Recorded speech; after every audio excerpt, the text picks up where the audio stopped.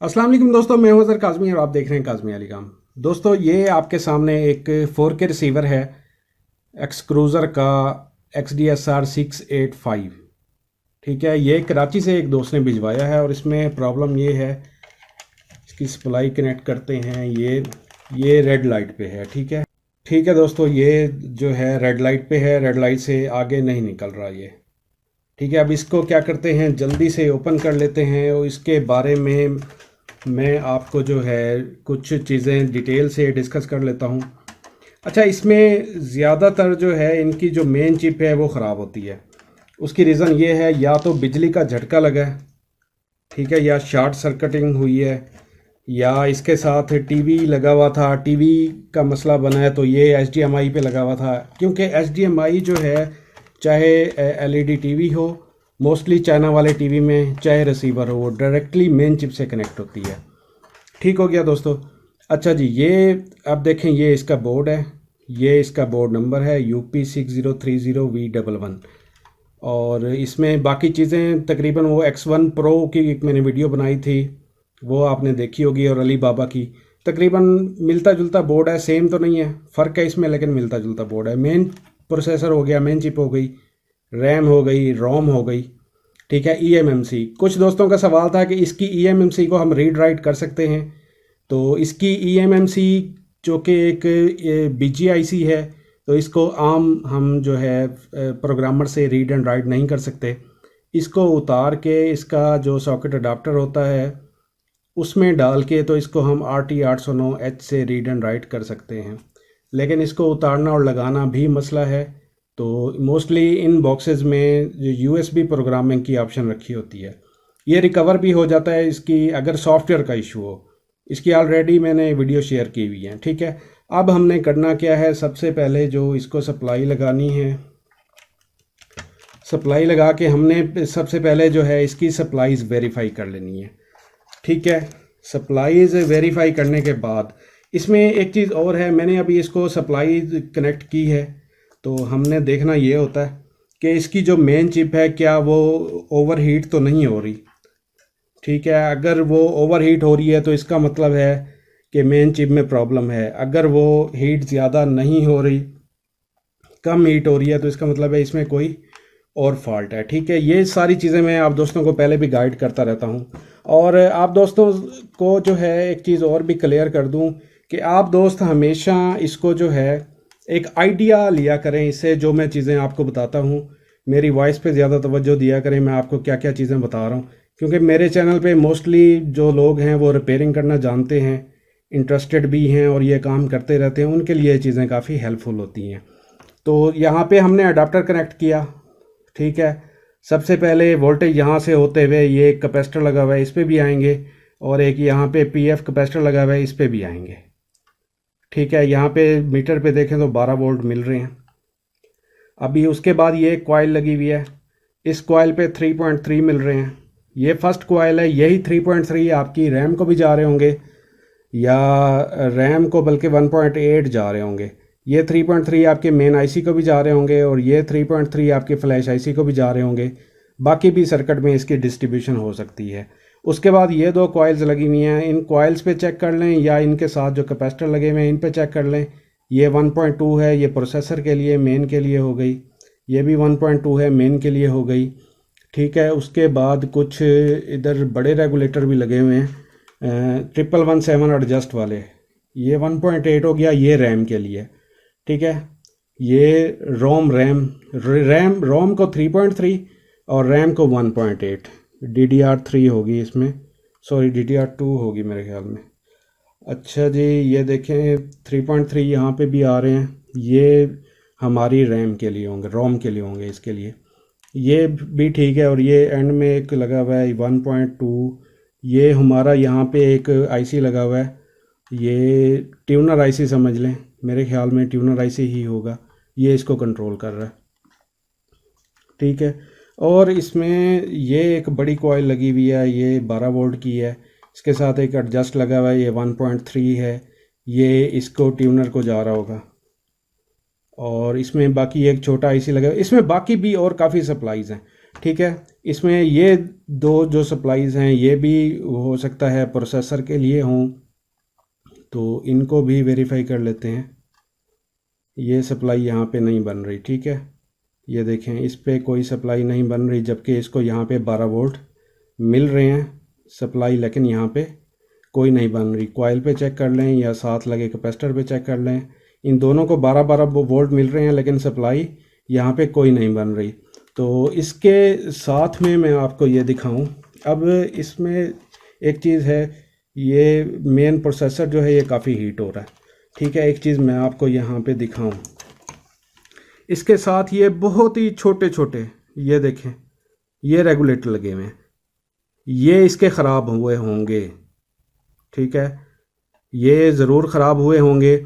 और इसमें एक और चीज़ देखें तो यहाँ इसकी HDMI के आगे कुछ रेजिस्टेंस टाइप लगी होती हैं, कॉइल्स भी हो सकती हैं, वो यहाँ से उतारी हुई हैं। यानी कि एक दोस्त ने बता रहे थे, किसी दोस्त ने इसको चेक भी किया है, चेक करवाया गया है इसको, तो ये ठीक नहीं हुआ उनसे। अगर तो मेन चिप का मसला होता है, ये भी मैं आपको बता देता हूँ कि मेन चिप को वेरीफाई कैसे करेंगे कि वाकई हमारी मेन चिप का मसला है, या हम ये जो छोटे रेगुलेटर हैं ये बदल दें, या इनकी जगह पे वो ऑलरेडी मैंने एक वीडियो बनाई थी कि बक कन्वर्टर हम इनकी जगह पे कैसे लगाते हैं, बल्कि वीडियो में बताया था मैंने, तो वो आप लगा सकते हैं इजीली। इसका फ्रंट उतारेंगे तो ये बोर्ड निकलेगा। मैं बोर्ड को खोलने लगा हूँ,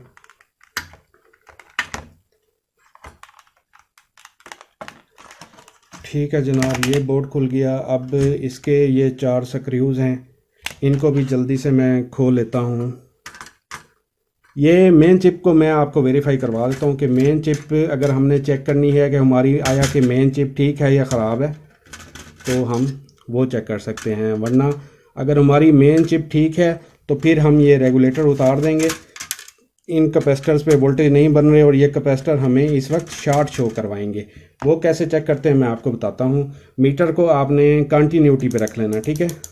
यहाँ पे कंटिन्यूटी के साथ देखें डायोड का सिंबल बना हुआ है। अगर आपके पास कोई भी दूसरा मीटर है तो इसका यहाँ पे बना, मोस्टली का यहाँ पे बना होता है। अगर आपके पास कोई और मीटर है वहाँ पे डायोड का सिंबल है तो आपने वहाँ पे रख लेना, ठीक है। इसको मैं डायोड पे सिलेक्ट कर रही है, देखें डायोड सिलेक्टेड है, ठीक है। डायोड पे सिलेक्ट करने के बाद आपने पॉजिटिव और नेगेटिव ये अपने कैपेसिटर की दोनों साइडों पे टच करनी है। ये देखें 0 0 शो करवा रहा है, और ये फिर उल्टा शो करेंगे, लगाएंगे तो यहाँ भी 0 0 शो करवा रहा है। इसका मतलब ये कैपेसिटर शॉर्ट नहीं होते।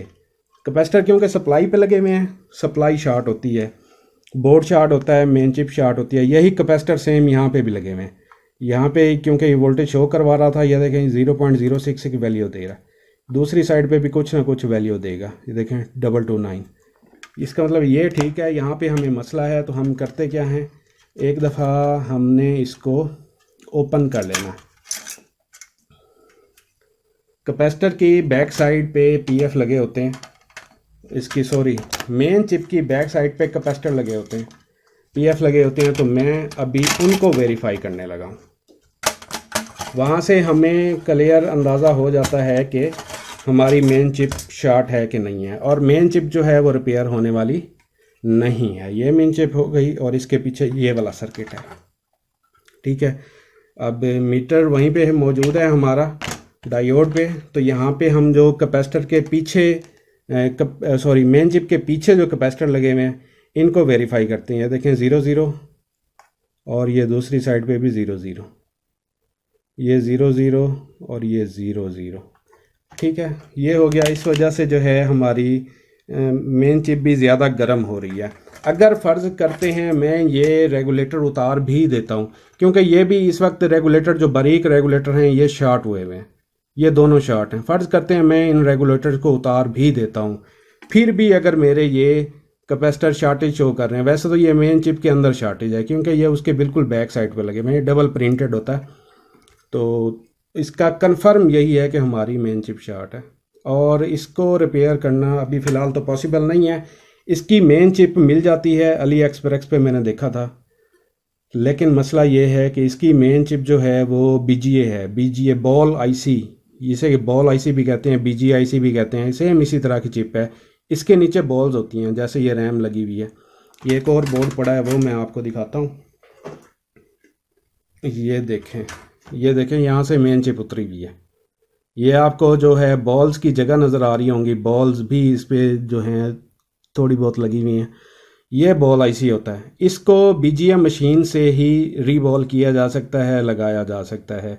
अक्सर जो हमारे टेक्नीशियन लैपटॉप का काम करते हैं उनके पास ये बीजीएम मशीन होती है, जो ज़्यादा काम करते हैं कमर्शियल लेवल पे, तो वो ये वाली बीजीए जो है ये लगा सकते हैं। ये जो बोर्ड है ये भी एक्सक्रूज़र का है, 715 HDR मॉडल का है। ठीक हो गया। ये बीजीए चिप का आपको मैंने बता दिया, वेरीफाई कैसे करेंगे वो भी बता दिया, और इसके जो वोल्टेजेस की डिटेल है तकरीबन वो X1 Pro से मिलती जुलती है। तो मेरे ख्याल में इसके वोल्टेजेस, बाकी ये जो लगे हुए हैं ये सारे एडजस्ट वाले लगे हुए हैं। यहाँ पे ये रेजिस्टेंस के थ्रू कंट्रोल किया होता है आउटपुट को, कि कितने वोल्ट यहाँ से लेने हैं। बाकी ये तकरीबन सिंपल है, इसमें कोई ऐसी ख़ास बात नहीं है कि मैं आपको बताऊँ। अलबत्ता यही था, HDMI से जो भी शॉर्ट सर्किटिंग होती है, सर जाती है, वो डायरेक्ट आपकी मेन चिप को मुतासिर करती है। और ये अब रिपेयरेबल यूँ समझें कि अभी इसके चांसेस नहीं हैं रिपेयर होने के। ठीक है, या तो फैक्ट्री दोबारा भिजवा दिया जाए तो वो रिपेयर करके भेज सकते हैं, लेकिन आपको पता है इतना पेन कोई नहीं लेता। ये थी दोस्तों आज की वीडियो। मेरी वीडियो का मकसद जस्ट आप दोस्तों को आइडिया देना होता है। ठीक है, बाकी आप दोस्तों खुद माशाल्लाह से आप दोस्त समझदार हैं, और आइडिया आप लेके तो खुद ही रिपेयरिंग कर सकते हैं। और एक और रिक्वेस्ट भी है, जो दोस्त अक्सर मुझसे पूछते हैं या अपने बॉक्स भिजवाना चाहते हैं, रिपेयर करवाना चाहते हैं, उनको पहला मशवरा मेरा यही होता है कि अपनी लोकल मार्केट में चेक करवा लें आया कि वो रिपेयरेबल है भी या नहीं। ठीक है, कुछ लोग तो फिर ऐसे ही करते हैं जैसे मैंने आपको बताया है। ये एक बोर्ड मेरे पास रिपेयर होने के लिए आया था, इसकी मेन चिप ही गायब है, मेन चिप गायब है, और इससे यहाँ पे रेगुलेटर, कैपेसिटर, बाकी चीज़ें, ट्रांजिस्टर, ये भी गायब हैं। अब ऐसी चीज़ें तो साफ ज़रा रिपेयर नहीं होने वाली। हाँ, अलबत्ता इनको पता नहीं था इन दोस्त को कि मेन चिप का मसला होगा, तो इसके चांसेस थे। बाकी सॉफ्टवेयर का अगर इशू है तो वो कोई इशू नहीं है, वो इशू रिज़ॉल्व हो जाता है। जस्ट अगर हार्डवेयर का इशू है तो उसमें रिज़ॉल्व होने में फिर ये मसाइल सामने आ जाते हैं। आप दोस्तों को जस्ट वीडियो शेयर करने का मकसद आप जो दोस्तों को आइडिया देना होता है। आप आइडिया लें, काम करें। तो ये थी आज की वीडियो। नेक्स्ट वीडियो तक के लिए अल्लाह हाफिज़।